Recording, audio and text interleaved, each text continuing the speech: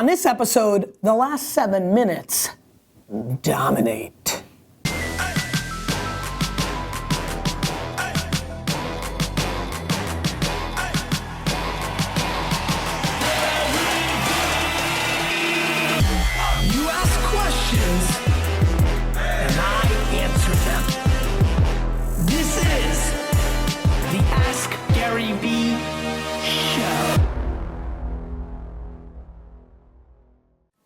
This is Gary Vaynerchuk, and this is the Ask Gary. You threw me off, India. Sorry. And this is the hey everybody. This is Gary Vaynerchuk, and you're watching. This is episode. You're watching episode.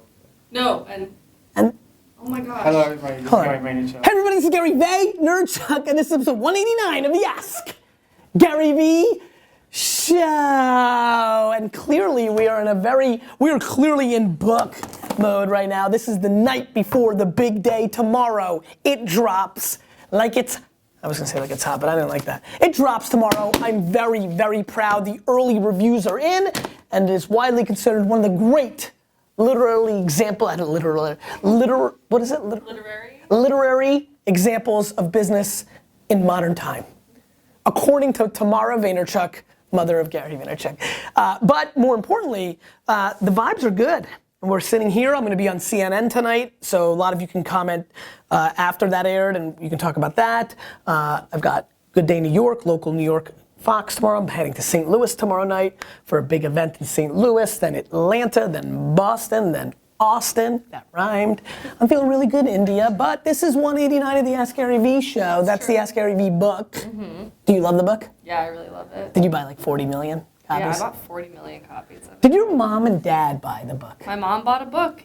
She doesn't understand half of it, but she bought it. Did she like it? Shit, she's gonna watch this and be like, I understand. Yeah, India. Why are we making that voice? That's unfair. That's true. She is much cooler than that. She's much cooler than you. She is cooler. Can we get your mom to sit here and take your spot for an episode? Oh, she would love that. She's gonna be in New York in April. Done. Oh, I'm so excited. That's all right, India. Let's get into the show. Yeah, okay, here we go. You know, it's funny. I don't know if you've seen this. The book tour started, and I've had a couple people last night. Did you see anybody do that last night? Were you there? The show. Yeah, where I have to do it with them on selfie and stuff. They love The show. It's cool, right? Yeah, it's like but let's do it official right now. Okay, 189. Ready? Let's get into the show. All right, let's do it. I'm feeling good. I feel like a couple people mentioned that this is a new golden era. I do feel like the last 4 or 5 have been really tight. Stefan, I like that little head nod. That means it's been tight. Buy your book. From Kyle? How do you balance saying no? I feel like we should do something special for the book. Like if you buy one if you tag somebody in I like this tagging idea, especially in a Facebook game. I know some of you are watching on YouTube, but we're gonna do something with it. Let me do it because I'll forget. Tag somebody that you think is not aware of all of this that should get the book, and I'm gonna pick 5 people, because 5 is my lucky number, of people that were tagged, that respond into the comments. So, you tag somebody, they jump in and be like, what are you talking about, Ricky? I will pick 5 of those people that actually respond to the tagging and send them a signed personal copy to them. Now, I know you're thinking, wait a minute, but I love the show and I want a personal, well, sometimes you need to give. Give to get. Give to get. And Kyle. Kyle Reed asks, how do you balance saying no to good things so you can say yes to great things? Kyle, you're talking about decision making and time management and opportunity costs. That's a tremendous question. Who gets to decide what is good or great is first and foremost. What may be good to me may not be great to you. Like for me, if I could meet Ric Flair for dinner, that would be great for you. India, are you excited about having dinner with Ric Flair? Yeah, totally. Do you know who Ric Flair is? Yeah, exactly. Now name one of your favorite bands. I don't know, I've loved, I know what do I really get dinner with? Jeff Bridges. I don't know who that is. Oh, the actor? Yeah. Oh, I know who that is. But no. Give me a band that you love right now. Band that I love right now? Follow me here. This is really scary. Just say it, stop being scared. I don't know. I would love some to random one.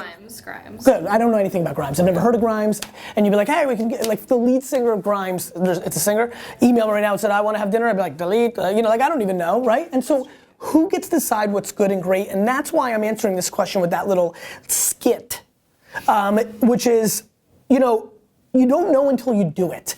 And so Kyle, too many people are crippled by this question. I'm gonna get serious now for a second. You don't know if something's good or great until it actually happens. Some of the greatest things that have ever happened to me in business looked terrible on paper. Wasn't somebody fancy, wasn't fancy, you know? It just was kind of like, oh wait, and that person knew, and then I connected, and you know, meeting Blaine Cook, the original CTO of Twitter, for a taco at South by Southwest on the dawn of South by Southwest this week. That didn't look like the greatest meeting of my life. It turned into one of the greatest meetings of my life. Like you know, like this happens all the time.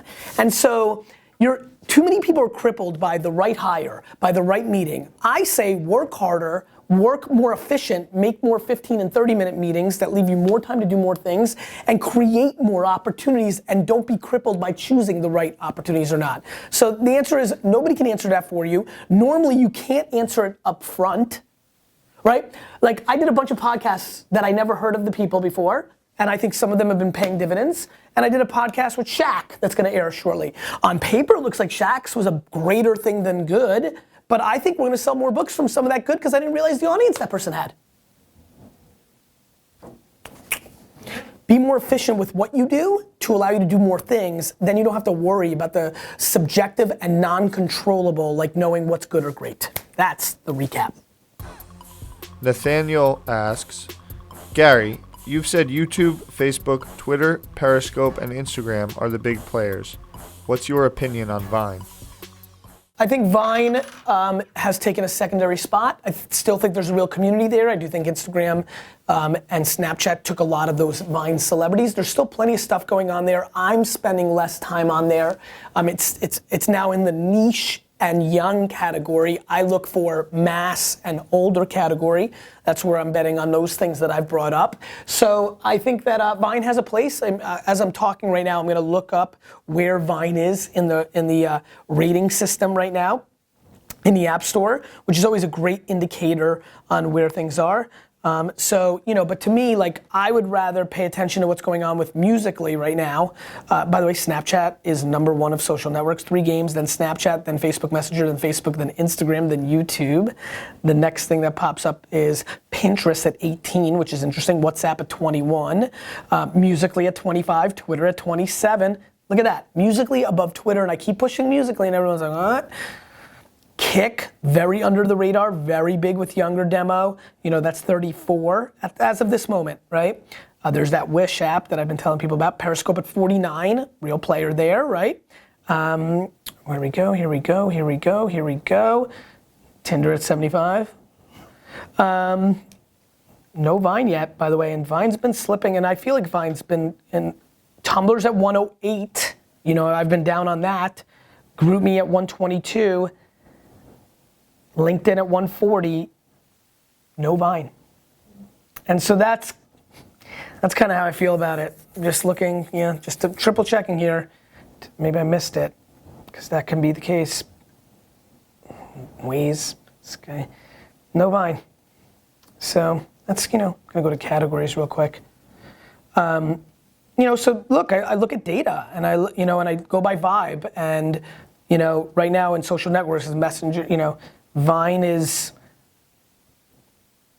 it even categorized in this? Like, yeah, it's just, there's time, I gotta find, it can't be this low. So I don't even know where it is right now. I don't know, anyway, that's how I think about it, India. That's the bottom line. Cool? Where is it? Go ahead. Video from Benjamin. Benjamin, Vine, where are you? I feel like I'm missing it somehow. Go ahead, play it. Plenty of fish. There's line. Hey Gary, Benjamin Holmgren here. You said you wanted some more interesting videos for the show, so I went by this busy street in the big city and wanted to ask a question. The question is, how do you feel about employee poaching? Taking employees from somebody else's company and bringing them to work for you. Good, bad, or indifferent? Thanks, Gary. Yeah, I think this is a very easy question to answer. I think people hire from other people's companies all the time. I mean, this isn't nursery school. This is business. And if you can steal somebody from another competitor or another company that you think brings benefit to your company, and you've got recruiters, I mean, we have 7, 8, 9, 10 full-time recruiters here at VaynerMedia. They're just pounding, hitting it, and trying to find the right people for us. So I think in big business, this is just part of the equation. Poaching makes it seem bad. You mean employee recruitment? Like, I mean, you guys, I mean, I'm sure you're getting emails from recruiters from LinkedIn all the time, right? And yeah, I mean, it happens all the time. That's why I try to build I'm very proud of our turnover. Voluntary turnover here is incredibly low, and that means we're building a culture, it means people believe in me as a CEO, believe in Vayner, and so you need to focus on building a good business so people are unpoachable, as you say. But I think that's common practice. I don't think there's anything, I mean, if there's shady practices where people are under contract but normal every day, like recruiters trying to find people for jobs, I think that's like asking, like, what do you think about having an accounting department? Or like, what do you think about having an office for your business? Like, that's table stakes, that's oxygen, that's normal business behavior. So I think you're alluding to something that I guess lends itself, first of all, I love how you hacked the video. I guess it's lending itself to like, hey, he stole my developer or he stole my CTO. Well, build a great product so nobody's stealable. Build a great culture so nobody's stealable. Like, I don't own India, right? Like, this is voluntary employee. Like build something great that people want to be a part of. You want to be a part of this, India? Yeah. See. That's good. Cassandra. Cassandra. I read somewhere. Why did that happen? Okay. I read somewhere that being nervous is a good. Stefan, did you buy a book? I can buy a book. This is unbelievable. Can you believe, Stefan, you didn't buy a book either? Oh my God, I saw it directly in your face. Guys, can you please buy one copy tomorrow? Yes. That would matter to me. Tomorrow's a big day. Tomorrow's a big day where, like, I did the 3-book giveaway. I did the Super 8. We did the 3-book giveaway, which is gonna be exciting. Everybody took advantage of that on Instagram, made the right decision, because that $55 is gonna turn out to be gold. But tomorrow's a big day to me. Tomorrow's a day, it's a release day. Above and beyond, I'm gonna hit up everybody I know on my flight to St. Louis and be like, just one today. Like, can I count on you guys for one copy? Yeah. Now here's the real big question. Can I count on you for one copy from like a random friend? Which means you'd be in for 2. Like buying a copy. Yeah, well, I don't want to spend your money. Could you convince somebody to buy a copy for themselves because it'll be good for them? Yeah. All right. You felt very confident. You felt shady. I have a couple of friends that You're gonna say they like, know who you are, so they're into you. do you think they bought a book yet? No, but I can make them buy it. Yeah, what the Please. Okay, India. Cassandra. Cassandra. I read somewhere. Let's remember that anytime we have a Cassandra, we do that. Cassandra. Cassandra. Cassandra asks, I read somewhere that being nervous is a good thing. Do you agree or disagree? Do you ever get nervous? Sure, I get nervous. I mean, everybody gets nervous. I get nervous, not that often, because I'm not putting myself in nervous positions anymore. I don't have to feel nervous about like hitting on a girl anymore. I don't jump out of planes. That would make me very nervous. I'm trying to think of the last time I was like nervous. Like maybe a heights thing. I'm trying to think, but even that I've gotten better about. Ooh, did I see like a snake that scared me? I think I saw a snake somewhere, like a big snake in my parents' yard. No. What's me? I'll tell you what makes me nervous. I don't know if it's nervous. Like when I see Xander almost falling and hitting his head on a rock. Is that nervous or am I like scared for, what is that? I feel like the moment when you see him like wobble, that's you like, get nervous. Yeah, is that nervous? Like a consistent nervousness. I don't get nervous before I speak or do TV. You're not like always nervous about like kid stuff. You're just like, yeah, that's right, right. I don't know. I mean, nervous is a trait. People should get nervous. I believe that you do not get nervous. I get a weird nervous energy before I speak or go on TV, but I'm not nervous. I'm so jazzed up that I feel like insane, right? So it's like a cousin of nervous, like that moment. But that I feel like if you're like a competitor, like you're just gonna get that feeling. Like I'm weirdly nervous when we're shooting for 5-on-5 on 90. At the Y, I'm like, oh, I really hope AJ's on my team because I might get nervous that we get into a fight today if we're on opposite teams. Like I don't tend to get nervous, and I think if you're alluding, this is a business show kind of thing. So if you're asking about like nervous, and I think being nervous in a business environment is a bad sign. I do think that means you're not prepared. It means you don't have that it factor. I do think you have interesting energy, nervous energy, but like flat out nervous, I think is a tell that you don't have A-list stuff. That being said, some of you may be nervous and then crush it every time. I have a little bit of that. Like, I don't want to call it nervous because it's not. It's like, it's adrenaline. But I don't think nervous is bad. Look, I don't think any emotion is bad. I think it's human. Fear. Look, I think like like anger or cynicism? Are there things that I don't appreciate or I think are a waste of good energy? Sure. But I don't think any of them are bad. They're just natural. We're all human. We've all got our stuff, you know? That was it? That was the show. Oh, no. Oh. One more question. I thought you meant. It's another video. It's one of my favorites, I think. Wow. Really? Wow, look at this. Hey Gary, it's Eric and Dave Roten from Arizona. Hey Gary. Father and son. We have a YouTube channel where we teach people how to make signs like this. We've got over 300 videos. We post 6 videos a week. The name may sound familiar because I got 10 signed books from you on the Super 8 about 25 minutes in. You pulled my name and almost threw it back in the bin, but thank you for not. I appreciate that. Thank you for all you do. Our question to you is, we're all over Facebook. We post to Facebook 6 times a week, and I'm using Facebook dark posts, so we're getting really good reaction there, but we want to grow our brand, we want to grow our name, grow our audience.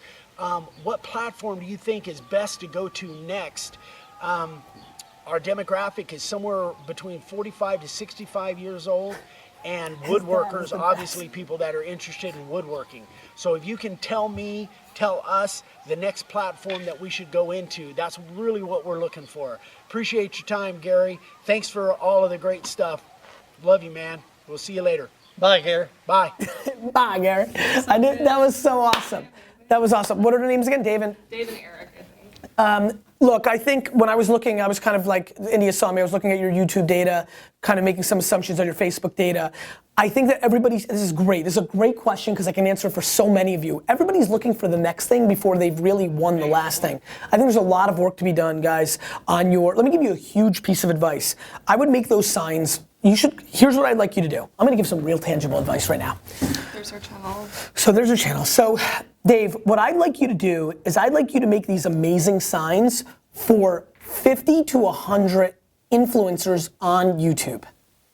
I want you to make these amazing signs for 50 to 100 of these other YouTube influencers. Look what you did here. You just got exposure on a bigger YouTube channel by asking this question. You're hacking.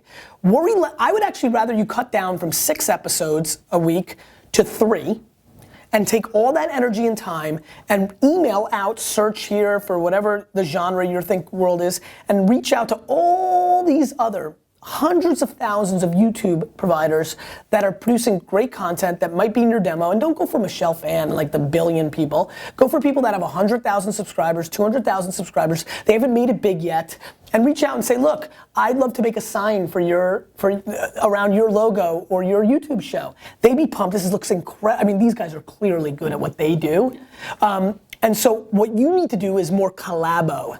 The real thing that people are missing is collabo. Like, there's a lot. If I was on DJ Khaled's Snapchat right now, I'd be like, big shout out to my boy Gary Vee. That's another channel. I would grow 100,000, 200,000 followers in a heartbeat. Ads are great, and you should definitely do them, but collaborations, for all of you at home, are very, very, very important. I think you are actually making stuff so you can bring something of real handcraft work. And a bunch of people are like, forget you guys, I don't care, cowboy, but 1 out of every 50 people that you email is gonna say, that's cool, I want that. Then they're gonna give you a shout out on their 200,000 person, again, cowboy show, sign show, or just kids, like it could be anything. And that's gonna get you much better ROI. I would cut down the shows from 6 to 3. This is actually tremendous advice for so many people. Cut down on the content creation and start working on distribution. Distribution, my friends. Collabo and disto. That didn't work. But collaborations and distribution, you need more awareness. What you did by getting on this show, by grabbing India's heart, was an absolute victory for you, because there are absolutely 50, 500 people who are watching right now that are gonna subscribe to your channel, follow you, buy a sign, or whatever your KPI is. You need more distribution and awareness, not more content, not the next platform. Facebook and YouTube is exactly right for you guys. You just need to change your behavior to respect collaborations, which are a gateway drug to distribution. You need more awareness within that ecosystem. That's what you need to be doing. Some good advice to end the show. Feels really good. That's a very good way. Stefan, we're gonna try to sneak in a show tomorrow. Yeah. In the morning? It's at 10. 10 a.m. Guys, tomorrow, hopefully I'll be able to put out a show. I'm a little worried that it's gonna be the big day and things might get tight and crumbly and this and that. So if I don't get a show in tomorrow, 190, which I think is, remember I wanted 200 to be the show that was gonna be the day of the book? Yeah. And that makes sense because we definitely slow down and Daily Bee stuff and all this. But you know what, I'll just do it right now because I don't wanna take the chance. I wanna take a moment in closing to thank you guys all so much. I guess 18 months ago or so, maybe almost 2 years ago, we started on this journey around the Ask Gary Vee concept, and here we are on the dawn of the book coming out, and so much momentum and so much love. And I just thank all of you so much. Tomorrow's a very big day for me, and I've so enjoyed everything I've been providing to you guys as a community, and very honestly, and you may know this about me, some of you really know this about me, I'm weirdly very excited to get into May 1st, where I'm kind of out of this right hook zone. I really want to take a second to thank all of you for allowing me, giving me the permission to throw my right hook, to have your support, to ask you for 8 books, of the same book, yes, of the same book. I really appreciate this moment that you've given me to kind of, at least ask for the cash in against all the upfront value. I'm really looking forward to getting it on the back end. The other thing is, Stefan, I want you to put it up here. Everybody, and this is probably my biggest ask. Sure, I would tell you I have a 1A and 1B for tomorrow. 1A would be one more copy because I want the momentum and spiking to number 1 on Amazon would be amazing, and it comes from volume, not from quantity. So anybody that you know that needs this book, tomorrow's a day of you've already committed so many books. Tomorrow's a day of, say to one person, just like I did with you two, just one person. If all of you get one person to buy just one book, it changes a lot for me. But the 1B is, and put it up here, Stefan, link it please in Facebook and YouTube, and don't forget I'll get really pissed, is the GaryVaynerchuk.com/book review. Everybody who has an Instagram, I have a page on my .com showing how I want an Instagram review, which is not a shout out, I got it, it's awesome. No, when you read it, to leave a long review on Instagram with a photo, that would really mean a lot to me. Doesn't cost you anything above and beyond, would mean a lot to me. I'm really curious about it. I think it's the right execution. I think the attention sits on Instagram. And so that's my 1A and 1B. Thank you so much for your attention, which is the asset. Thank you so much to everybody that came out last night in New York City, 600 strong at the 92nd Street Y. Stephanie Rule, mwah, you crushed it. I enjoyed staying for 2 hours doing all those selfies and book signings. I'm looking forward to doing that in Atlanta, St. Louis, Boston, and Austin this week alone. Many more in the future. And so big ups Dublin and London and Sydney. Got a lot of stuff coming up. Really excited to meet so many of you. Thank you so much for the love. This is an exciting journey, and tomorrow starts the next chapter of this journey. So thank you. Question of the day. Question of the day is, you know what? I was gonna say, are you gonna do 1A and 1B? That's too self-serving. Let's go a different direction. Question of the day, what's your kind of story? Actually, I need something to read, on that 24 hours to each way to Sydney. What's your story? What's your Ask Gary Vee story? What's your story? What's your kind of story on this journey together? Maybe a micro story from episode 109, the collective of maybe you want to write it from one day I stumbled. Maybe it's, I've been getting a lot of emails from people getting results. What's your story from this whole Ask Gary Vee experiment? You keep asking questions, I'll keep answering them.